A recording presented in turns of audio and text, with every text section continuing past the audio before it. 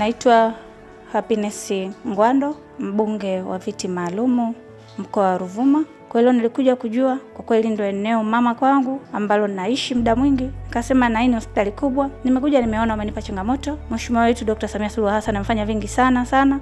Lakini binadamu bado tunazaliwa, bado tunaishi. Kwa hiyo changamoto huwa zinazaliwa pia. Kwa hiyo nimekuja kuangalia vitu gani vinaongezeka, vitu gani vinatakiwa. Wakati tunavyoendelea kuelekea kwenye bunge la budget, tujue nini tunaongelea kuhusu hospitali hii ya wilaya ya Tunduru. Mimi ni waahidi ushirikiano wa wananchi wa mkoa wa Ruvuma. Tuliomba kazi, tunafanya kazi. Kikubwa hapa ni kumsaidia Mheshimiwa Dr. Samia Suluhu Hassan. Kwa hiyo tunatakiwa tufanye kazi, tumwakilishe vizuri ili kuhakikisha wakiniona mimi wanajua wamemwona Dr. Samia. Ni waahidi wananchi hawakukosea kupiga kura za Mama Samia nikapatikana mimi. Kimefanyika kitu kikubwa sana kwao. Na naamini Mungu ndo aliwaongoza. Nimefika kuhudumia watu, kusaidia jamii yangu. Kwa kuwa kama pesa, tunasema mboga ya mwisho ni nyama. Ni 12,000, kila mmoja anayo, hawezi kushindwa.